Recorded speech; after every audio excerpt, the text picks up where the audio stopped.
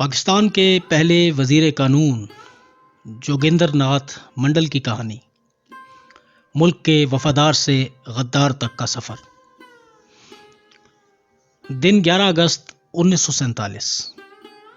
پاکستان دنیا کے نقشے پر ابھرنے کو تیار تھا۔ پاکستان کی پہلی قانون ساز اسمبلی کا اجلاس جاری تھا۔ اس پہلی اسمبلی کے سیشن کی صدارت کوئی مسلمان نہیں بلکہ ایک ہندو کر رہا تھا، جسے تاریخ نے جوگیندر ناتھ منڈل کے نام سے محفوظ کر لیا۔ یہ الگ بات ہے کہ پاکستان کی قومی اسمبلی کی ویب سائٹ پر پہلے اسپیکر کے طور پر منڈل کا نام اب موجود نہیں ہے۔ آخر یہ جوگیندر ناتھ منڈل کون تھا اور اسے اتنے مسلمانوں کے ہوتے ہوئے اس ملک کا اتنا اہم عہدہ کیسے دے دیا گیا، جبکہ ملک کی بنیاد تو ایک مسلمان ریاست کے طور پر رکھی جا رہی تھی، اسلامی جمہوریہ پاکستان۔ ہم اس پر اور دیگر نقطے جو کہ جوگیندر ناتھ منڈل سے وابستہ ہیں، ان پر بڑی تفصیل سے گفتگو کریں گے۔ آپ یقین کریں، اس ویلاگ کو پورا دیکھنے کے بعد آپ کے نظریات میں ایک طوفان برپا ہو جائے گا۔ ایسے تاریخی شواہد ہم آپ کے سامنے پیش کریں گے جو شاید آپ نے اس سے پہلے نہ جانے ہوں گے، نہ سنے ہوں گے، نہ دیکھے ہوں گے۔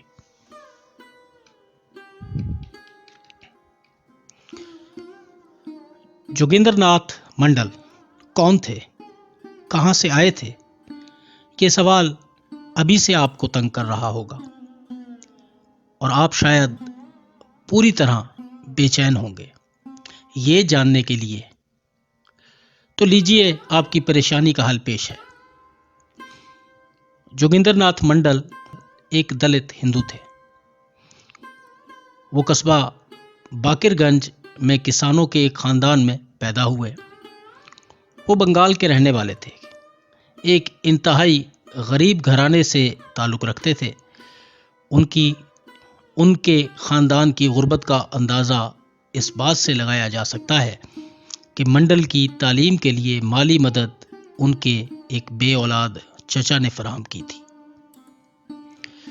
مقامی اسکول میں تعلیم حاصل کرنے کے بعد انہوں نے بنگال کے علاقے باڑی سل میں واقع بہترین تعلیمی ادارے برج موہن کالج میں داخلہ حاصل کیا۔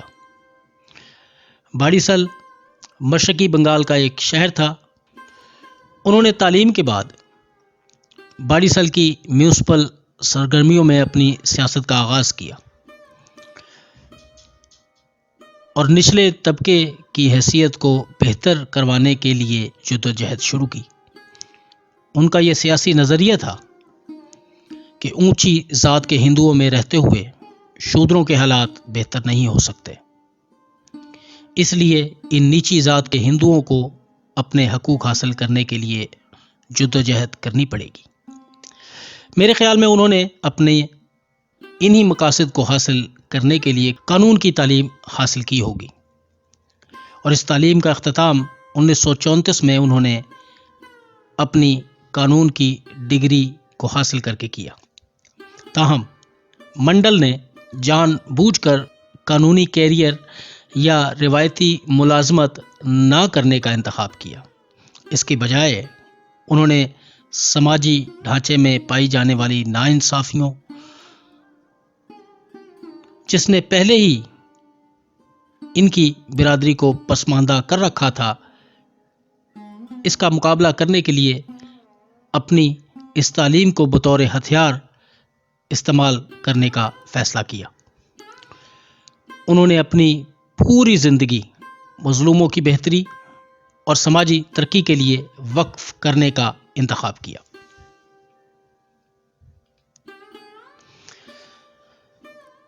اب آگے ہم گفتگو کریں گے جوگیندر ناتھ منڈل کی مشترکہ ہندوستان میں جو کہ 1937 سے 1947 تک کی سیاسی جدوجہد، اس کے اوپر جائزہ ہے۔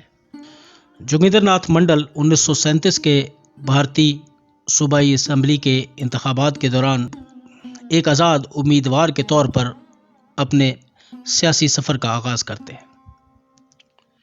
उन्होंने बंगाल की कानून साज असम्बली में बखड़गंज नॉर्थ ईस्ट रूरल हल्के से इंतखाब लड़ा। इंडियन नेशनल कांग्रेस की ज़िलाई कमेटी के सदर और स्वदेशी रहनुमा अश्वनी कुमार दत्ता के भतीजे सरल कुमार दत्ता पर फतह हासिल की। इस अरसा के दौरान मंडल सुभाष चंद्र बोस और शरद चंद्र बोस की इनकलाबी सोच के बड़े हामी नजर आते हैं। इनके इस दौर के सियासी फैसले देखकर अंदाज़ा तो यही होता है। 1940 में जब सुभाष चंद्र बोस को इंडियन नेशनल कांग्रेस से निकाल दिया जाता है तो फिर ये देखकर मंडल ये फैसला करते हैं कि वो कांग्रेस के मुकाबले की जो दूसरी बड़ी पार्टी मुस्लिम लीग थी इसके हामी बन जाएं, और ऐसे ही हुआ। यहाँ ये मालूम होता है कि वो प्रो बंगाल भी थे, क्योंकि सुभाष चंद्र बोस और शरद चंद्र बोस इन दोनों का ताल्लुक बंगाल से था। इस बात को तकवीयत यूं भी मिलती है कि मंडल ने जब शेड्यूल कास्ट फेडरेशन को ज्वाइन करने का फैसला किया, इस सिलसिले में उन्होंने बाबा साहब अंबेडकर को अपने साथ मिलाया, जो कि खुद एक शेड्यूल कास्ट हिंदू थे मंडल की तरह। इन दोनों ने इस फेडरेशन की ब्रांच बंगाल में कायम की।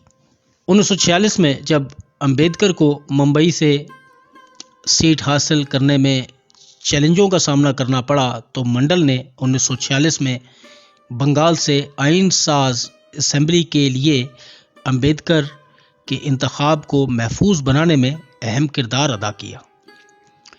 इस बात से ये अंदाज़ा होता है कि बंगाल में सियासी तौर पर मंडल अंबेडकर से ज़्यादा सियासी असर व रसूख रखते थे।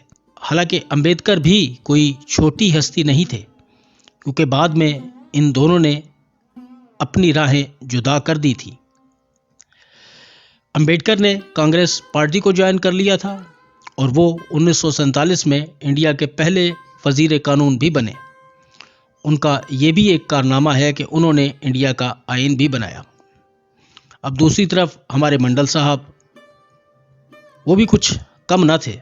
उन्होंने मुस्लिम लीग को ज्वाइन किया और अपनी इतनी मजबूत सियासी पोजीशन बनाई कि अक्टूबर 1946 में हिंदुस्तान की अबूरी हुकूमत में जब मुस्लिम लीग भी शामिल हुई, जिसका हिस्सा कांग्रेस भी थी, तो जिन्ना साहब ने मंडल को लीग के 5 नुमाइंदों में से एक के तौर पर नामजद किया और इस हुकूमत में उन्होंने कानून का कलमदान संभाला।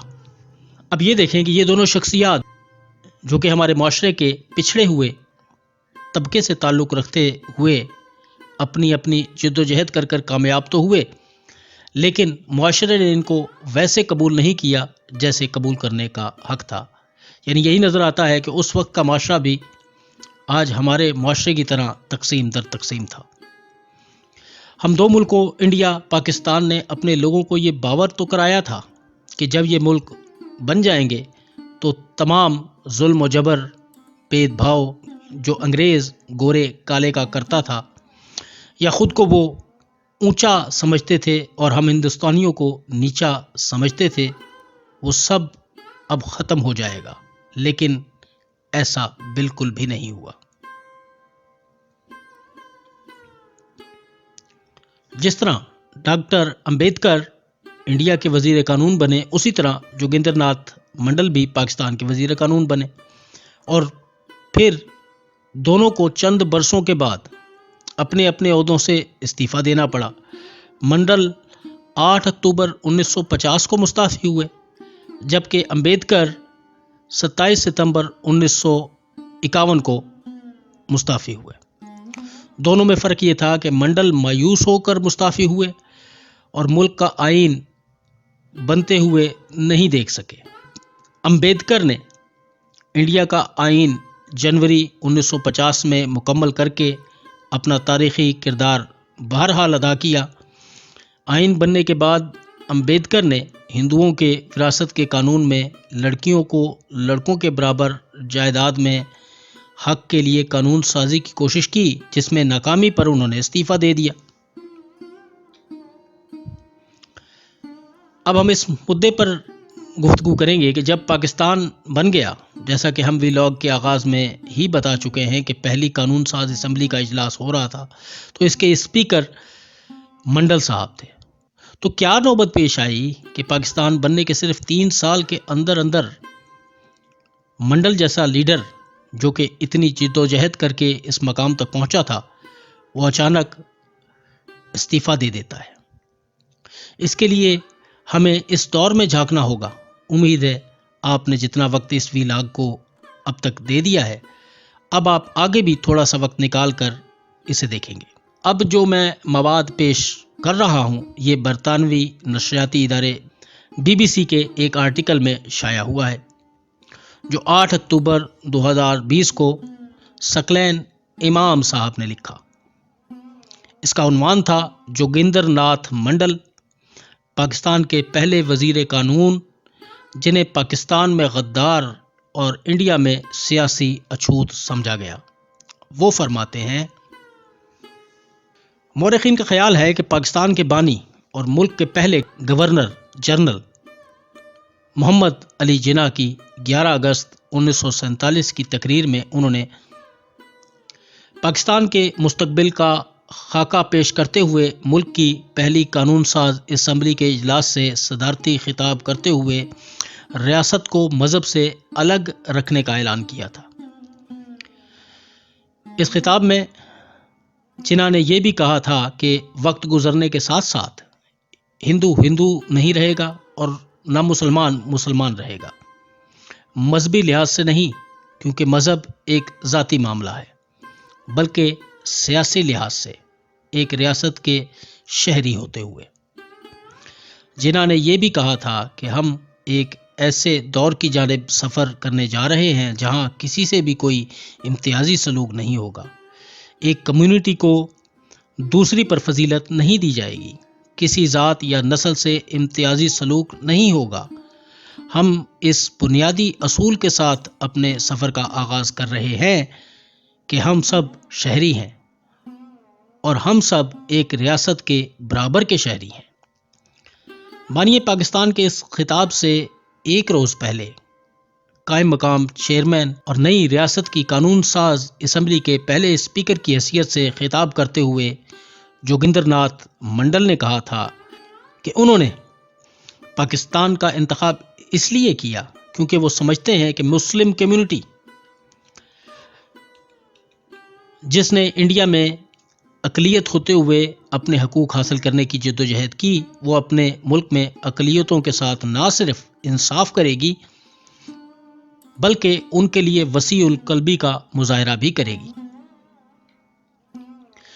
اب یہ تو تھی سکلین امام صاحب کے آرٹیکل کی بات۔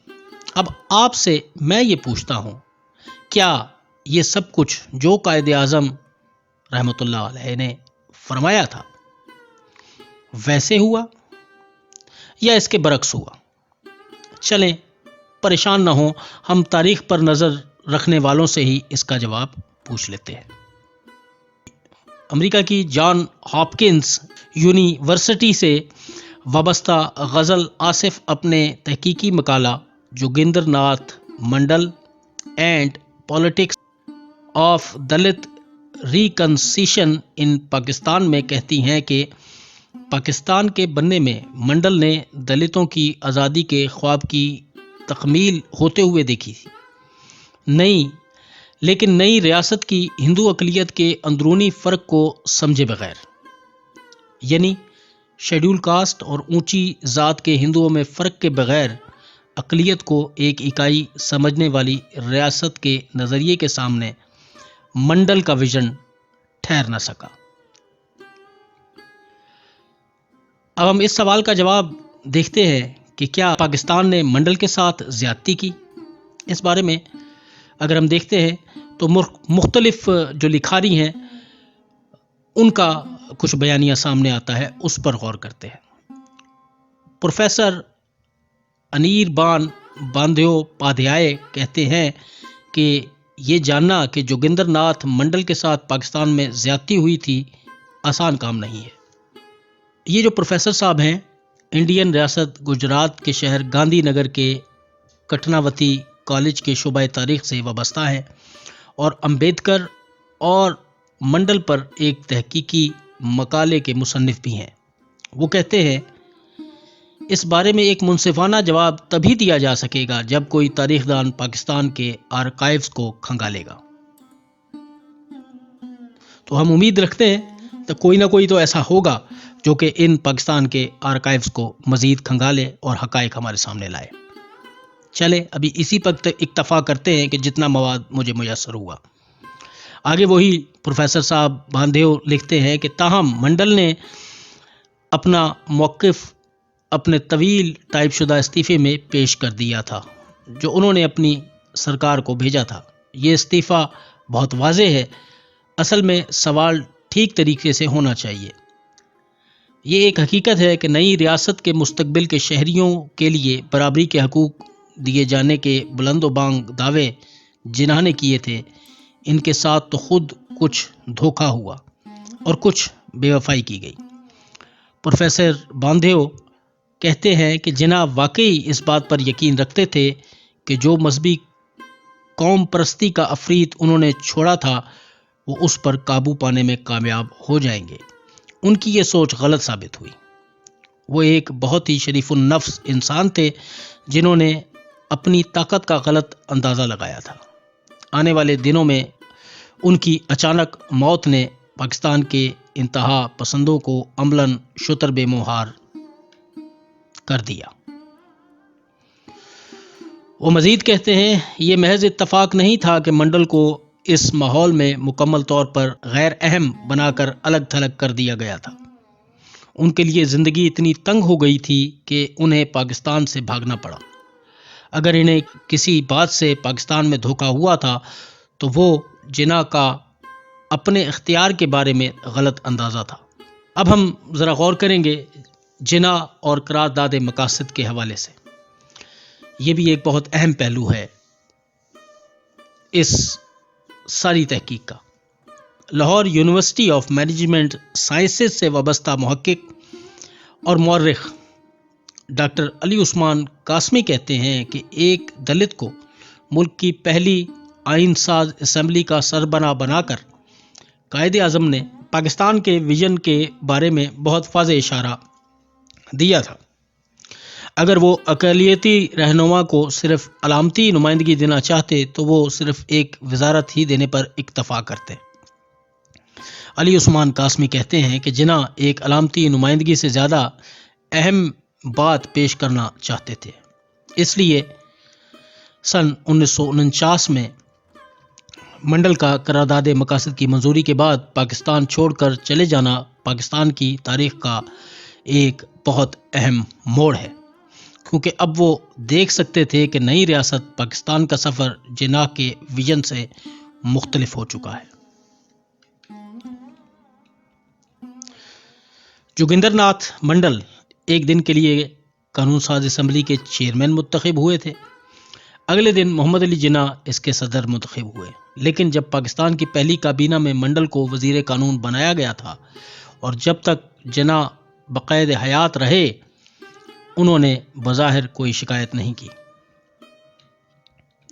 بانی پاکستان محمد علی جناح کے انتقال کے بعد کئی ایک ایسے واقعات ہوئے جن سے جوگندر ناتھ منڈل اس بات سے مایوس ہو گئے کہ اس ملک میں اقلیتوں کے ساتھ جو وعدے کیے گئے تھے انہیں اب پورا کرنے والا کوئی نہیں ہے، بلکہ ایسے افراد حکومتی عہدوں پر فائز ہو گئے ہیں جو بہت زیادہ شد و مد کے ساتھ مذہب کو ریاست پر مسلط کر رہے ہیں۔ اور اسی پس منظر میں قرارداد مقاصد منظور ہوئی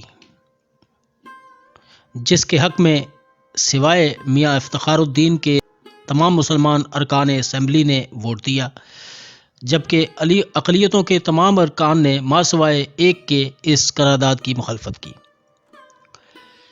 ایک اقلیتی رکن نے تو یہ تک کہا تھا کہ اگر قائد اعظم زندہ ہوتے تو ایسی قرارداد کبھی منظور نہ ہوتی۔ ستم ظریفی دیکھیے کہ قرارداد مقاصد کے حق میں ووٹ دینے والے واحد اقلیتی رہنما خود منڈل تھے۔ غزل آصف اپنے تحقیقی مقالے میں کہتی ہیں کہ پاکستانی اقلیتوں کے بارے میں تمام محققین اس بات پر متفق ہیں کہ قرارداد مقاصد پاکستان کی تاریخ کا ایک ایسا لمحہ تھا جب پاکستان کو مسلمانوں کی اسلامی ریاست بنانے کے لیے اقلیتوں کے تمام خدشات کو یکسر نظر انداز کر دیا گیا، خاص کر دلتوں کا اپنی آئینی حیثیت کو تسلیم کروانا، جو کسی بھی صورت میں اس قرارداد سے متصادم نہ تھا۔ اب یہ تو تھا جی مختلف دانشوروں، مورخین اور لکھاریوں کا نظریہ۔ آپ بتائیں اس بارے میں آپ کیا کہتے ہیں؟ آپ کی کیا سوچ ہے؟ میں کامنٹ میں ضرور دیکھنا چاہوں گا۔ اب ہم یہ بھی ضرور جاننا چاہیں گے کہ منڈل صاحب کیا سوچ رہے تھے، کیا ان کے نظریات اب تبدیل ہو گئے تھے؟ منڈل وزیر اعظم لیاقت علی خان کی کابینہ میں 1950 تک شامل رہے۔ انہوں نے اس دوران مشرقی پاکستان میں دلتوں پر ہونے والے مظالم کی وزیر اعظم سے کئی بار شکایت کی۔ پھر انہوں نے اکتوبر میں استعفیٰ دیا، جس میں انہوں نے اقلیتوں کے بارے میں اپنی مایوسی کا اظہار کرتے ہوئے ان اسباب کا ذکر کیا جن کی وجہ سے ان کی یہ رائے قائم ہوئی تھی۔ انہوں نے اپنے استعفیٰ میں کہا کہ بنگال میں سینکڑوں دلتوں کی مسلم لیگ کارکنوں اور حکومتی اہلکاروں کے ہاتھوں ہلاکتوں کے کئی واقعات پیش آئے ہیں۔ منڈل کے بار بار شکایت کرنے پر وزیر اعظم لیاقت علی خان نے منڈل سے تفصیلات طلب کی، لیکن اب وقت گزر چکا تھا۔ منڈل نے تفصیلات اپنے استعفے میں پیش کی، اس لیے ان کے خط یا استعفے میں ایک ترتیب کے ساتھ پولیس اور مقامی مسلمانوں کی جانب سے دلتوں، شیڈول کاسٹ پر ہونے والے تشدد کے واقعات کی تفصیلات لکھی ہوئی تھی۔ مجھے امید ہے کہ آپ اگر انٹرنیٹ پر ان کا استعفیٰ سرچ کریں تو شاید آپ کو کچھ اور مزید حقائق جاننے کا بھی موقع ملے۔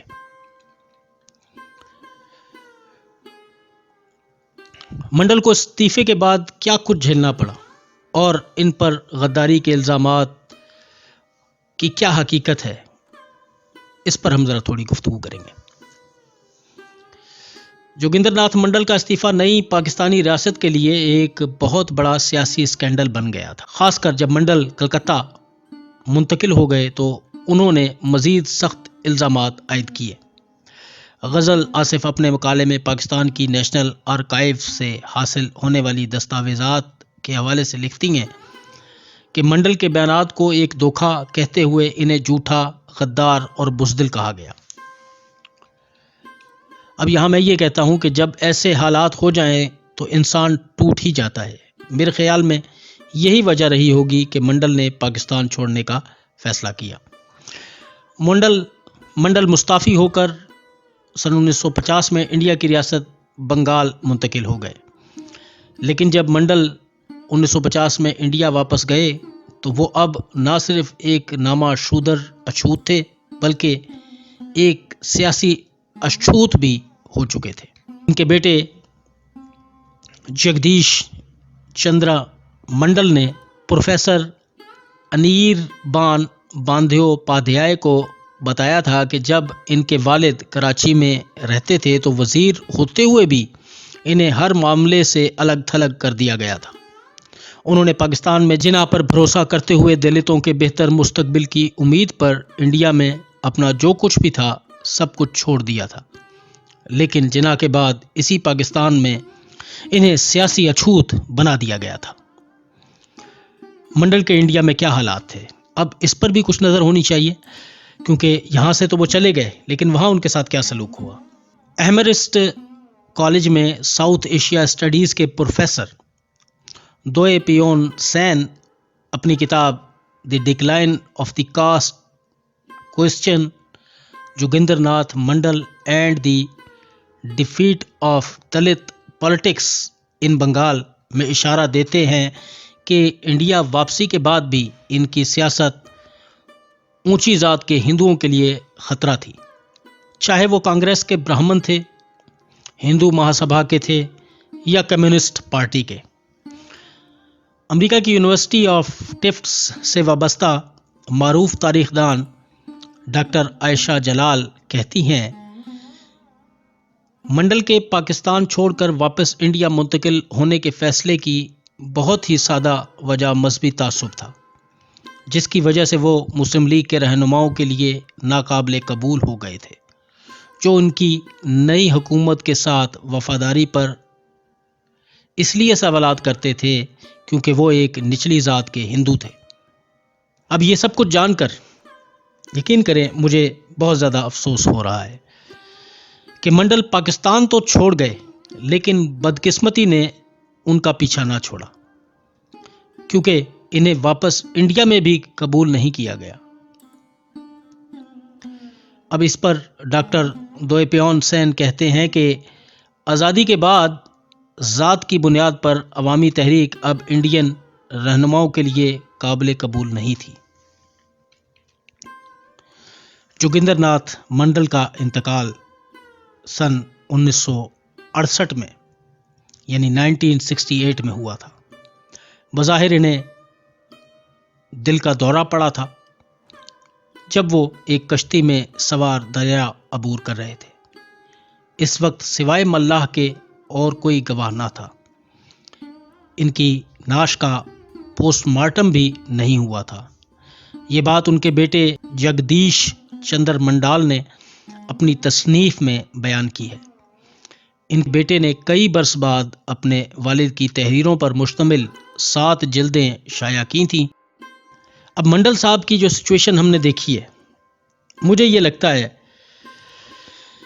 کہ ملک ان کے لیے جو ہے نا وہ ایک دیار غیر ہی بن چکا تھا، یعنی اب وہ نہ پاکستان کے لیے قابل قبول تھے نہ انڈیا کے لیے قابل قبول تھے۔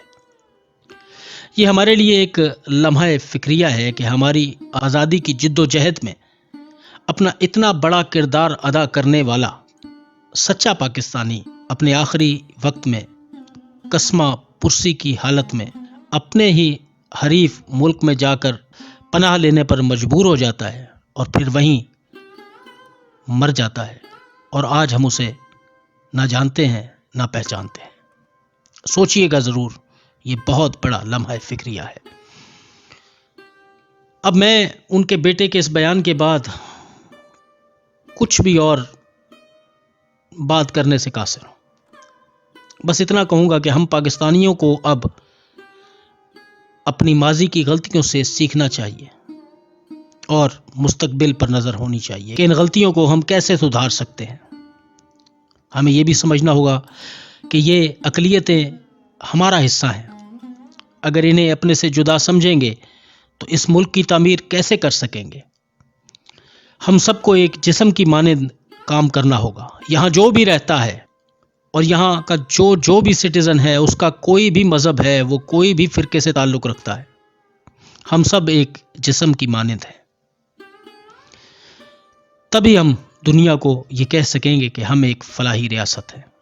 اور میں یہ بھی کہوں گا کہ ہمیں منڈل کو بھی یاد کرنا چاہیے کہ اس وقت میں انہوں نے اس ملک کے قیام میں اپنا حصہ ڈالا تھا۔ امید ہے کہ آپ کو یہ ویلاگ پسند آیا ہوگا۔ اگر پسند آیا ہو تو اس کو لائک کیجئے، کامنٹ کیجئے، شیئر کیجئے اور اس چینل کو سبسکرائب کر لیجئے۔